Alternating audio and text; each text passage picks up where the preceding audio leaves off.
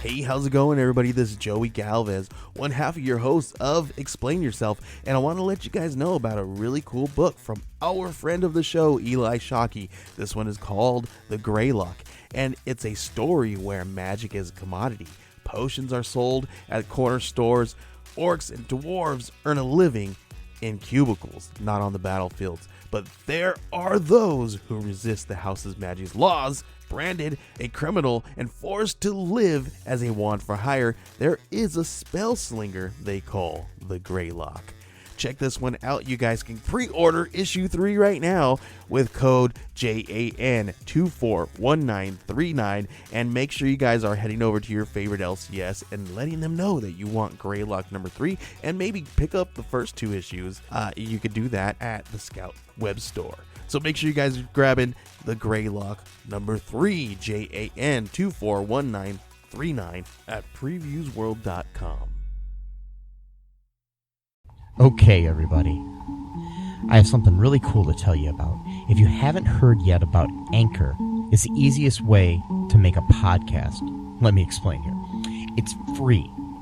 There are creation tools that allow you to record and edit your podcast right from your phone or computer.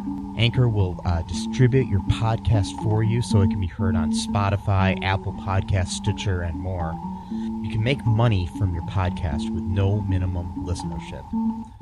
It's everything you need to make a podcast in one single place. Now, the way that you can do this is you got to download the free Anchor app or go to anchor.fm, and then you can get started. It's really fun. We just switched over recently here at All Too Real 2, and I'm enjoying it so far. So be sure to check it out and let us know what you think.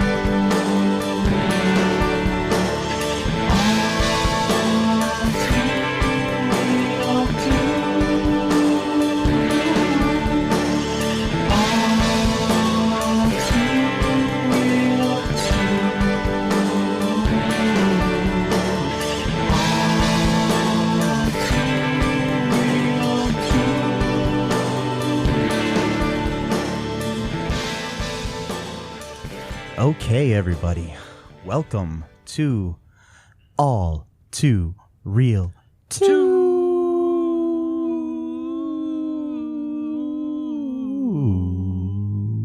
Genie, Genie. Who are you?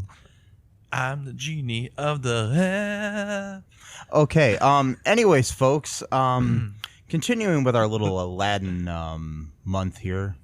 I guess, yeah. Yeah, or whatever it is, or our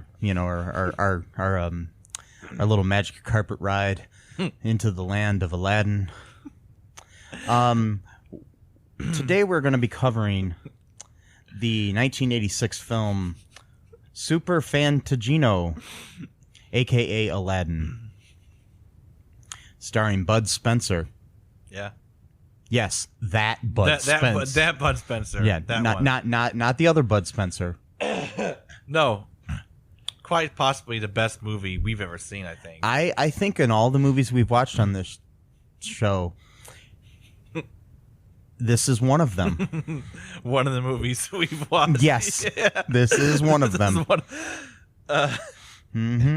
Man, that theme song, though, that dance pop 80s that really makes you think of Aladdin. Miami Beat. Yeah. Genie, Genie, who are you? My favorite song ever. It is a good song. I need to download it as my ringtone. Yeah, I'm me telling too. You. Yeah. Okay, so folks, just to let you know, as we record this movie in its entirety is for free on YouTube. So just look it up. Type in Aladdin 1986 and you'll find it. That's what I did. Yep. Yep, that's what I did. That's what you did. And then I made Matt watch it with me. and you had the greatest night of your life, right? Oh, it was good. Yep. It's still better because now we get to talk about it. So. Oh yeah, I mean, what better way to spend a Saturday night? Yeah. Fuck going to concerts or clubs or anything like that. No. Yep. We've got club music from the 80s to listen to while Genie grants this kid named Aladdin. Yes. That's right. Aladdin. Aladdin. Good old Aladdin. Who has a Swedish mom. He's got really dark hair. He talks like he's from Brooklyn, and he has a he has a grandfather who's supposedly the dad of his mom, who doesn't have an accent, but she has an accent. Yeah, for some reason. And his grandpa talks like, "Hey Al, let's go to the good." Yeah, like really play up the goofy grandpa role, like like 11, like just yes, to its utmost extreme. By the way, he's a gambling addict and also drinks too much as well. So he's got those two vices going on. He's an alcoholic and a gambling addict. Loses all of his money, pension money. They didn't say what he did for a job to get a pension. No, which would have been interesting, but yeah, I'm just assuming he did a job where it was okay if you talked like, "Hey guys, how's it going? I'm the grandpa." Yep. You want to drink something? God. So you want to walk us through the beginning? Yeah. Tell us what happened. Okay, so all right, I'm going to take a deep breath here.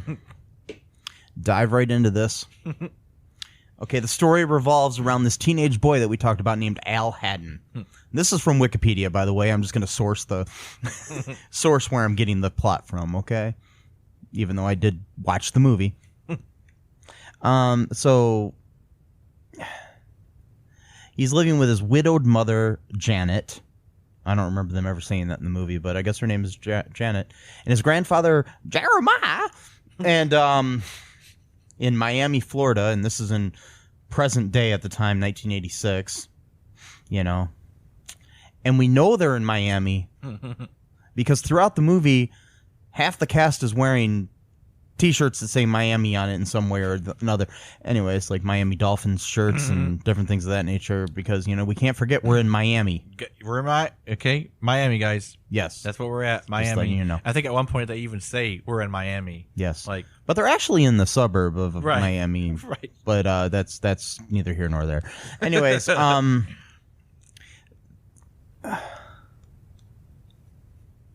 so anyways, Al's mom, she works in a nightclub for Monty Suracosa.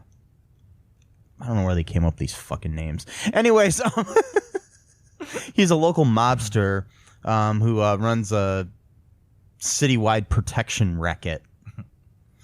If you don't know what a protection racket is, that's where they go around and they make you pay to be protected by the mob so nobody hurts you or whatever. And if you don't pay them, then they hurt you. So. Yeah, so... protection from themselves. Yeah, basically. And so Al works part-time in an antique shop for, called Tony Buys It. Yep, Tony Buys It. Yeah, and guess who owns it? Tony. Yes. A guy named Tony. And can we get a more stereotypical character named Tony who's just screaming all the time, hollering about in a Brooklyn accent again. Again, in Miami. Everybody in Miami has a Brooklyn accent. Maybe they all were from Brooklyn originally and they all moved there. But I know a lot of people migrated from the north to Miami. I've never been to Miami. I've been to Florida, though, and I don't remember too many people with Brooklyn accents in Florida. I don't know. But anyways, Al's boss, Tony, brings home a bunch of crap from a fisherman that he paid like $5 for or something. And he kept saying, it hurts me to pay you, but I'm going to do it. Yeah, like he was just going to take it or something. It's like, you assholes. Yeah, he's a fucking mooch. Anyways, he one of the things that he brings home is a lamp. Guess what, guys? It's Aladdin's lamp. Yeah. Guess who's inside of it? A genie? Guess who plays the genie?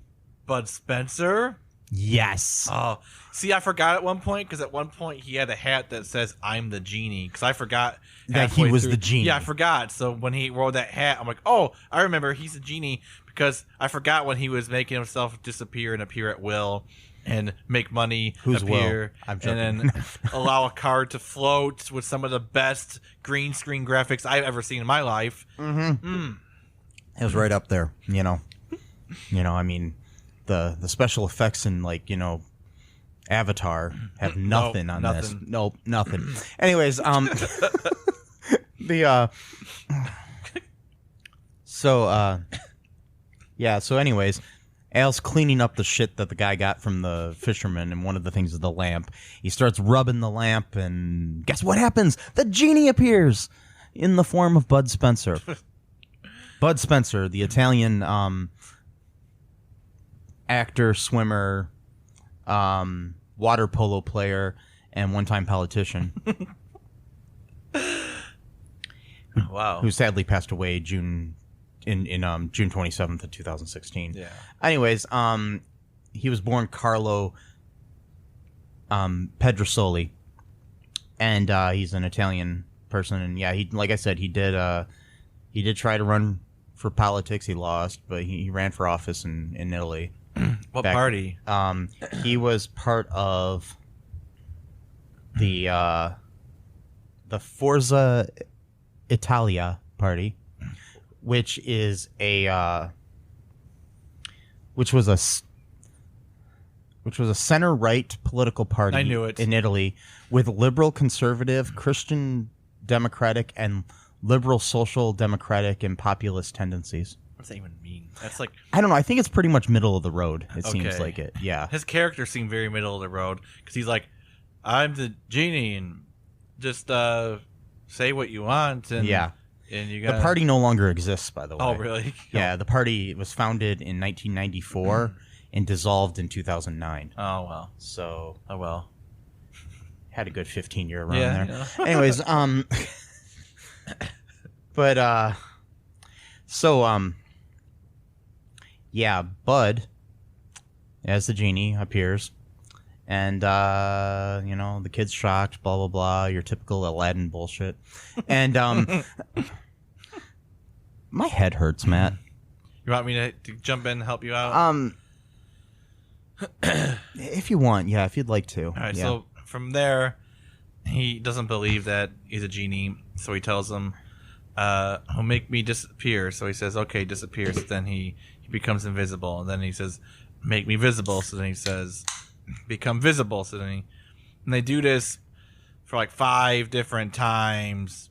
There's another problem with this movie is overextending scenes that really could end about 3 or 4 times before they do. I mean, I'm not going to blame this movie fully on that, because that just tended to be a tendency of the 80s. Oh, was it? Okay. I mean, like, we're more prone to, like, 2018 editing where scenes don't last as long, and, right. But yeah, we do want to point out, though, at this point, the genie tells him that he has to say, I want this, before something happens, yet then proceeds to just say the thing and doesn't say, I want this, before it, and it happens. And then later he says, you need to say, I want this, or it's not going to happen. Right. So he says visible, invisible, and then he does it. And then later on, he goes to the beach where this guy is that's dating this girl that he likes, and he goes, I want to go, I want to go waste, can I waste these guys? And he goes, go ahead, or nothing's stopping you, or whatever. What you want, or whatever. So then he tries to fight him, and then they kick the shit out of him. And he comes back. It's like, what the hell happened? I said, he goes, I was specific. You gotta say what you want. Okay, so when you say the word invisible, visible, that's fine. But when these kids are kicking the shit out of him, suddenly now the rules matter. Like, yeah. So then he says, I want to kick the shit out of him. Well, he didn't say that, but And then he beats. And by the way, it reminded me of like Karate Kid. It's on the beach, and they're doing all these karate stuff at the beach. Yeah, and the kid sounds like he's from New York. He's an Italian looking kid from, you know. So there's so much. He's a little you know, Daniel Russo wannabe. Right. But no one will ever be Daniel Russo. Yeah. So does that help you out a little bit? Yeah, and so basically then, you know, okay, he wishes for a car like the rock stars drive. What's that one called? A Rolls Royce. Yeah. Uh-huh. Because, you know, when I think rock stars, I think Rolls Royce. And just to let you know, the people of Rolls Royce, if you would like to sponsor this podcast, you can contact me, Mike at cullenpark.com. I'd be more than happy to talk about the luxury of the Rolls Royce if you just give me one. Yeah, that would be awesome. Because then I could party like a rock star. Yes. Party like a rock star. A rock star. Party like a rock star. A rock star. Anyways, so the yeah, it was something his late father had always dreamed of, supposedly, the friggin' Rolls Royce. Anyways, oh yeah, that's right. He begins to view the genie as a friend. You get some, you know, Rolls Royce flying in the air bullshit with great blue screen. God, I hate this movie. Because the bridge was the drawbridge was what you call it. The drawbridge was up. You couldn't fly. I mean, you couldn't fly. You couldn't drive. You couldn't drive over it, so you had to fly over. And don't forget though that while they're flying, some guys are pushing the guy off a building. And then all of a sudden, they stop the guy in midair and have a conversation with him that lasts way too long. For like 3 minutes, he's just in the air explaining his whole life story, and then they finally let him in the car. Yeah. Everybody watched this movie. Oh, and I just want to mention this was distributed by Canon Films, who were known for, you know, greats like Masters of the Universe and did so many other greats like you know, Revenge of the Ninja, Enter the Ninja. Doesn't even make any sense. Enter the Ninja. Breakin' 2, Electric Boogaloo. Yes. The Last American Virgin. Missing in Action with Chuck Norris, which was like a Rambo knockoff series that they made like 45 films of or something. Not really. Probably like 3. But anyways, they yeah. If you ever get a chance, there is I will tell you this, probably one of the greatest documentaries I've ever seen. It's called Electric Boogaloo, The Wild Untold Story of Canon Films. It is amazing. I highly recommend it. Came out in like 2014. Yeah, go watch that. If you want to watch this movie, go ahead. It's for free. But I do recommend looking up the Electric Boogaloo documentary. Anyways, yeah, so the genie and his powers, however, really begin to draw in trouble. Patricia, the girl that he likes, he at one point wishes for a cool necklace to give to her and gives her some ugly puka shell necklace. And it looks terrible. And then her police sergeant father. By the way, Patricia is played by the daughter of Bud Spencer. Yeah. So that's weird. Anyways, but that's the girl that Al is in love with. Anyways, and then he gives her a shitty necklace that looks like shit. But she loved it, and then he wished for her to, you know, basically in a I don't know. Luckily, it didn't go any further, but she kissed him on the cheek after he wished it to the genie. Yeah, I wrote this down, a Me Too faux pas. So Al gives his crush a shitty necklace and thinks he's owed a kiss because of it. And when she says no, he has the genie hypnotize her to give him a hug and peck on the cheek. Yeah. So there you go. That's awesome, I guess. But yeah, I guess it could have been worse. It could have been, but still kind of creepy. So There's Aladdin for you though. So. Yeah, but everybody's freaking out about the Rolls Royce being there and shit like that. The cops, the Patricia's dad is Sergeant O'Connor, who's a police sergeant, obviously, and he's got it out for Al. Thinks Al's a poor losing bastard, and at one point, Al is kidnapped. This movie goes in so many weird directions. I don't know where this came from. And it ended right there. There's no follow up. It was just randomly at one point in the middle of this movie. This was a movie, right? For no reason, too. For no reason. Al's just walking down the street. A van pulls up, and these people take him. I don't think there's any relation between these people and the mobster that his mom's working for.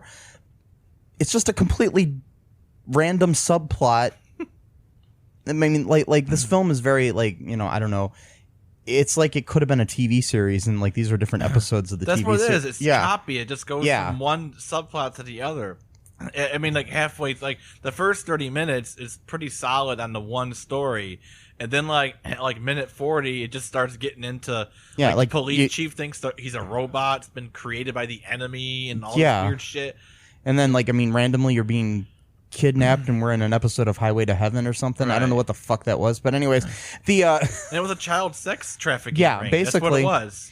And so he runs into some friend of his who is quite possibly the greatest actor I've ever seen in my life. Yeah. He's like, I'm so worried, Al. I have no emotion. He's so scared about being... I'm scared because I am kidnapped. Anyways, the genie comes there. He was in jail at that point, too. I'm sorry, I forgot about that because he was driving the wrong way down a one-way street. Oh, yeah, that's right. And he wasn't drunk at that point. No, that was that's different. that. Yeah, and later on he gets arrested for. There's so many freaking. There's so many. There's so much in 90 minutes, man. I know, it's ridiculous. And but anyways, he yeah. Anyways, they turn the people into pigs and bullshit, and they get away, and all the kids are home safe, and then they're celebrating and eating pizza. That's it. That's the end of that subplot. Yeah. There's no follow up. Yeah, the dad of the kid owns a pizza parlor, and they eat pizza. So we just stopped the sex trafficking ring, and that's it. There's no follow up. Don't go to the police about it. Don't. Well, the police are all working for the mobster anyway. So, but that's right. The same police that were having a car chase with the mob's goons. Yeah. Then had a shootout with them, but they're working for him. Okay. There's a lot of holes in these. Yeah. Do you want to take a break, Matt? Yeah. And we'll come back and this is like the longest I've ever had to describe the plot. It's because there's so much in 90 minutes. Yeah. But right now we're gonna, take a quick commercial break for some, products and/or services of some sort, and or whatever, something, I'm gonna just take a break here and drink a caffeine-free Pepsi. Okay, all right, bye. Hi, folks. This is Michael E. Cullen II from the podcast that you're listening to right now, along with manager Matthew Haas. You got promoted? Yes. Damn it. Okay. Anyways, folks, do you like the show Superstore? I don't know. I asked the folks and nobody's answering me. Because they're not here. Oh, but we love damn it. Yeah, we love it, though. Okay, folks, if you like it as much as we do, you're really going to like the Super Story podcast, which is a podcast where Matthew and I go episode by episode and give our little opinions and thoughts on it. Sometimes we have guests, sometimes we don't. Just depends on how we're feeling. Yeah. And, so if you like this podcast and like our little crazy banter, then you should definitely check this out. Or I might get sad. And when I get sad, it gets pretty sad. Yeah, so I can't deal with him when he's sad. Yeah, no one can really. So yeah. So check out Super Story Podcast right here where you get this podcast, Super Story Podcast. Like, we don't have to do a whole linear. Okay, yeah, we're back. Yeah. So anyways, So, okay, we'll speed through this really quick, and then we can talk about the points that we, and I hope anybody that, is listening to this, that you watched this wonderful film before you did this. Okay, basically, at one point, the genie gets drunk, gets arrested. Oh, by the way, he drinks like an entire bowl of beer. Like a huge chip bowl, like had matches in it, I think. Yeah, of beer. He filled it up with beer and drank it. After he flirted with some random African-American chick who never appears again in the film. Yeah, and who reminded him of someone he knew. Of Sinbad's girl. Back in Damascus 300 years ago. And I'm guessing that's why he got drunk, is because he was sad because it reminded him of her. And he... Again, just like this movie, you think it's going to go somewhere else. No, it just stops there. There's no follow-up. There's no follow-up at all. Oh, okay, I guess that was his girlfriend or something. And then I mean, it's like I was expecting him to maybe, fall in love with By the way, girl. this woman was absolutely gorgeous. Oh, yeah, she was. I mean, like, wow. Need to figure out who that was. But anyways, so basically, he ends up taking out the bad guys. Yeah. In the end, I'm just going to speed right through this, man. Okay, and basically what ends up happening is, in the end, Al wishes for the genie to be human while they're flying on a magic carpet. Being chased by helicopters. Yes, because of the mayor of the town or something, whoever the fuck he is, wants to follow them in helicopters. Because he's tried to dissect. By the way, there was a whole subplot where they tried to... That's right. And chloroform and all this other shit didn't put the genie to sleep, but a can of Coca-Cola did. Just a sip, even. Yes. He took one swig of it and just fell down. But you know what doesn't? What? The great taste of caffeine-free Pepsi. Pepsi, yeah. That does not. Okay, anyways, That's right. His skin is of a rubbery substance. He has no blood. 3 stomachs. Why? Who knows? I don't know. No reason. And like a heart the size of Europe or some bullshit. Anyways, so oh, God. But anyways, they drop the lamp into what I'm reading here was the Bermuda Triangle.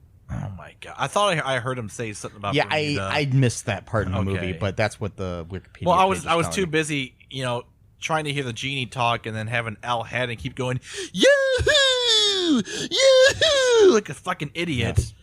Sorry, it was right up there with the I can show you the world. Oh yeah, this scene way better in the 1992 Aladdin. Yes, this was way better than that. Oh yeah, it was. I'll take that Yahoo of a 14-year-old boy, Yahoo, over that song any fucking day. God damn it. Over one of the greatest Disney songs ever written. Anyways, so you had some points that you wanted to bring up from the plot here before we continue on. What do you have here, Matt? Okay, well, I just want the genie made this very clear at one point because he forgot to mention an important aspect of his job, is that he says, "I'm like the opposite of Dracula. I don't work nights." Mind you, the last time he was awake was in 1786, and Dracula wasn't even a thing until the 1800s. So I'm not sure how he knew who Dracula was in between those times of being asleep and awakened 200 years later in 1986. But whatever, he's the opposite of Dracula. So yeah, Dracula was written in 1897. Okay, so almost 1900. So maybe he had a dream of once and knew about Dracula. Yeah. So that's a convenient plot point of this movie too, is that all the bad shit happens at night and he can't get any help because he doesn't work nights. So but then he does work nights later on. We'll get to that later. So then Tony, the guy who buys stuff, and Tony buys it. He finds out that Al Haddon stole the lamp and wants it back. So then he chases him, or I don't know. He trails him all the way to the pier. How do you say that? Pier? Yeah, the pier. Yeah. And he slaps him real hard, and then Al Haddon punches him in the face real hard. And then you saw a typical response to getting the shit kicked out of you by a teenager would be like, "Holy shit. I gotta stop fighting." No, not Tony. Tony doesn't think like he's a individualist thinker. His response is, I can't believe you had that much power. Do it again. It's like, and then he knocks him into the water. so he punches him into the water. It's like, what kind of weirdo gets knocked down on the ground and thinks, I want to experience that a second time? Tony, who buys it, does. So, well, obviously he didn't buy it the first time. Well, no, he didn't. He needed a second reassurance. Yes. There's more I could talk about. Maybe we could do that in a little bit. Yeah, we need to take another break. Yeah, this movie's too hard to. Yeah, I need to like compose myself. Yeah. I know it's a quick back here to break, but when we come back, we'll talk more about some different things like that, and then we'll also get some reviews from IMDb of the movie. Oh God, which will be fun. Okay. All right. Bye for now. Hey folks, this is Michael E. Cullen II from the podcast that you're listening to right now, along with Matthew Haas. We just wanted to tell you about our great podcast called Super. It's called All Too Real. And on that show, what do we do, Matt?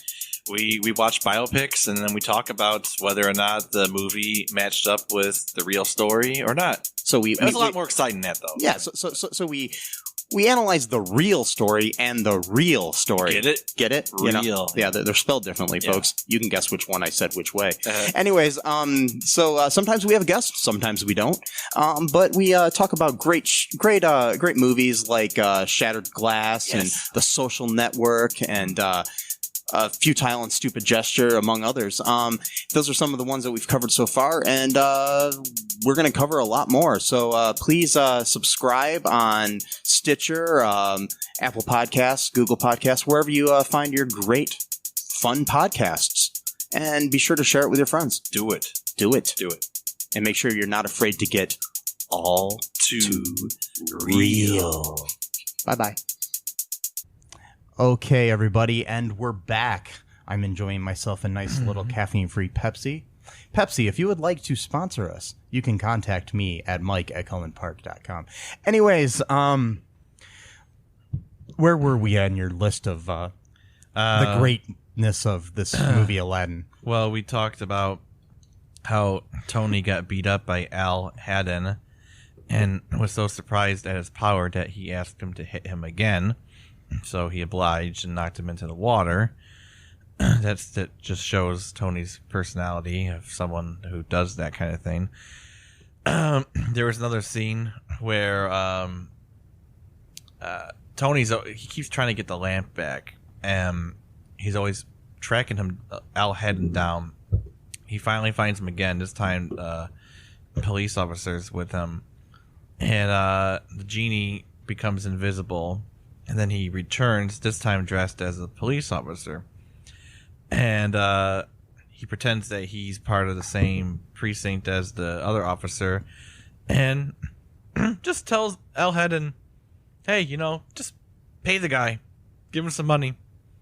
So he gives him $100 and he walks away. Everything's good. And the other officer is like, are there sure there's no laws being broken? He's like, no. So that was just a public extortion scene right in the middle of public police officer just saying, just pay the guy. You stole something, but just good pay Florida him, cops. Pay him off.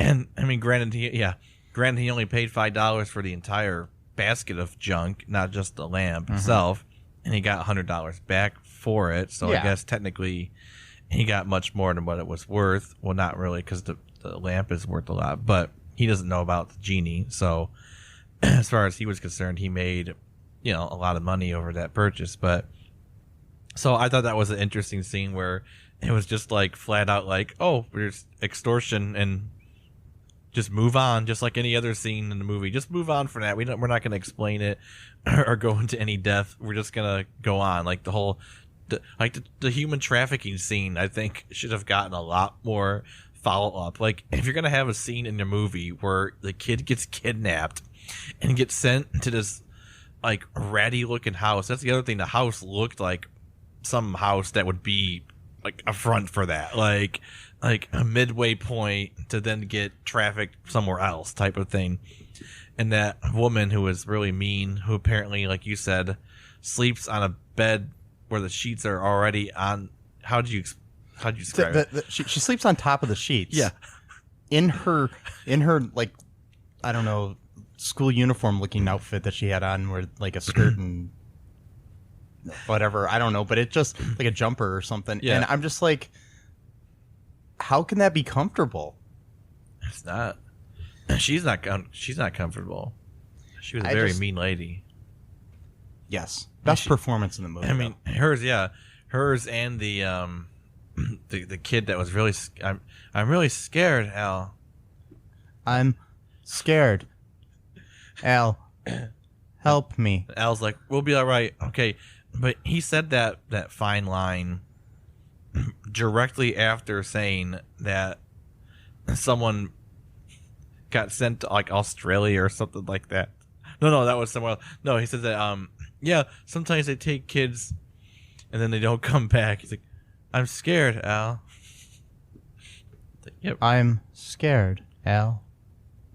So there was that scene, and then of course the genie turns them into pigs, which, you know, I guess is somewhat okay, but there's no justice. I mean, because they can return to human form at some point, I guess. I don't know. And then they didn't really get into too much detail about how that works though in this movie. So, because there was too many plots to go through, too many scenes. So then the police chief or mayor, I don't remember who he is.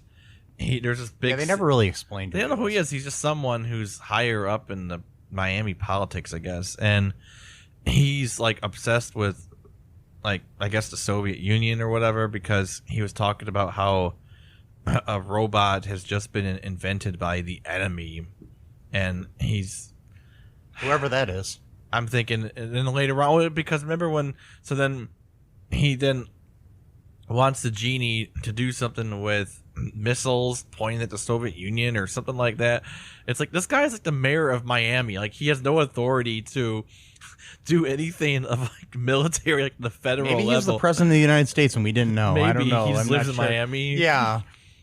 Well, you know, Well, President Trump does have his base in Mar-a-Lago, which is not too far from there. Anyway, it makes sense. Yeah. So there's that like plot hole where he wonders if the genie is special because he heard that the enemy built a robot, and because of that he automatically assumes that the genie is someone special before he even knows all the stuff near the end of the movie. But so even then he's like, oh, the genie must be something that I think is powerful, and then it turns out he is. Oh, so then now he's like, well, I need to harness this power for myself so I can do something with missiles with the Soviet Union. I don't remember. We didn't even watch. I think we weren't paying attention during that scene, but I don't know, Mike. It just Yeah. Do you want to listen to some reviews? Oh yes, please. Yes. Okay. Are you done with your little observations, or do you have any more that you wanted to add first? Oh, just the whole thing. Well, when he drinks a huge bowl of beer, the genie drives home drunk. I liked your comment about the low rate Negan 1 and 2 with the baseball bats that trash the house. Who turn into they get turned into cockroaches, and later the other thugs step on them. Yeah, like later on. So there's in the movie, murder in this movie. Yeah, the two guys got trampled upon. There's murder in this, I think, PG rated movie. Yeah, about Aladdin. Yes. Or Aladdin. Yeah. So that's pretty much all. Yeah. So we got some reviews here. Most of them are pretty bad, actually. Oh, come on. Okay, there's 7 out of 10 is one of the higher ones. It's from Gridoon, is the person who wrote this review back in 2004. It says, corny, episodic, but likable. There is only one way to get through this quote-unquote Aladdin. You must have a high tolerance for corniness. 1 minute, the genie says that he doesn't know what these boxes, meaning the cars, are. The next, he delivers exactly the kind of car the kid, his master, wants. There isn't really a story. It's just a series of unrelated episodes. Yeah, that's true. That's pretty much it. And the culture shock factor. The genie wakes up 200 years after his time. Goes almost completely. That almost goes completely unexplored. but the movie has an essential good-heartedness that makes it likable.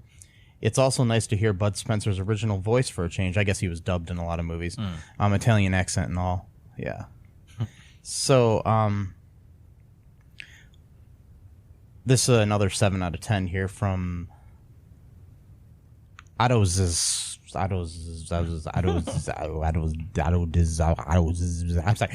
OTTOSZ. Okay, I'm having too much fun saying this person's name. It's a stupid and funny. I saw this yesterday on TV. Wow, they actually showed it. This is back in 2004 as well. Wow. It's not your usual Aladdin, but more of a Bud Spencer, sans Terrence Hill flick, really. It plays like a B movie with some awkward acting, specifically from the villains. There's even some really politically incorrect stuff for the kids. Bud is as cool as ever. The boy is okay. And that drunk grandpa manages to be annoying and funny at the same time. Yeah, I would say that, yeah. I had fun watching this, but then again, I really like Bud and Terrence stuff. You can expect a lot of staged fights, clumsy acting, weird going on, and lots of continuity and logic errors. But who cares? Exactly. They didn't care. Yeah. When they edited this. There's another 7 out of 10 from EMM.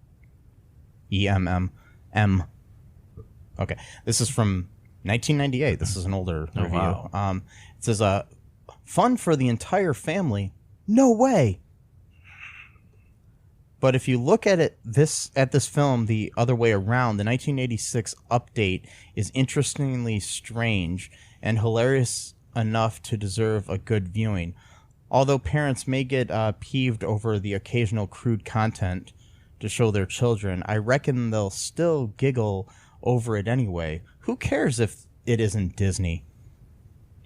Of the thousands of Aladdins in the world today, this one is the most unusual version around. There's thousands? I want to watch these other ones, too. There are a few other ones I've come across. I want to watch them. There's one that I will not watch. What? Which I one? started to I watched a review online of it, and I can't remember the name of the company, but it is so bad. Like, all of the dialogue is like that kid in the and it's an animated, but it's really crudely, badly, like it looks like a fourth grader drew it. I mean, it's worse than the one we saw last week. Oh yeah, it's 10 times Wow. worse. The one we saw the other day is like Academy Award worthy compared to, yeah, this one that we just watched now is like Citizen Kane compared to that one. Okay.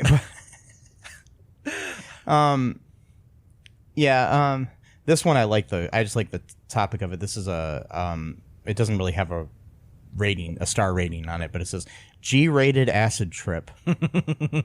Yeah. This is from Dasrick.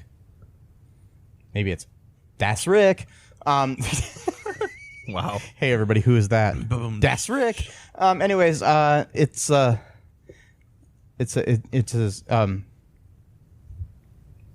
like, is the Ziploc bag guy playing the genie?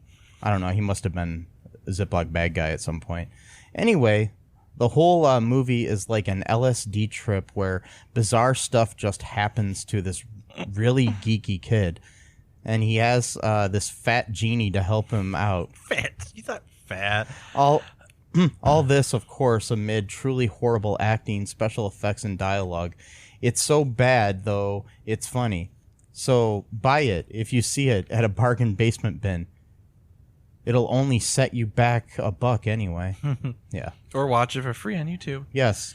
That's what I say. Yeah, I think that's good enough here with the reviews that I found here. The rest of them are just kind of this one I did find I'm not going to give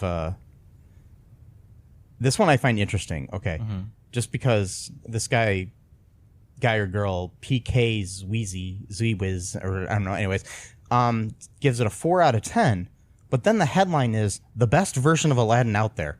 I just found that interesting, and it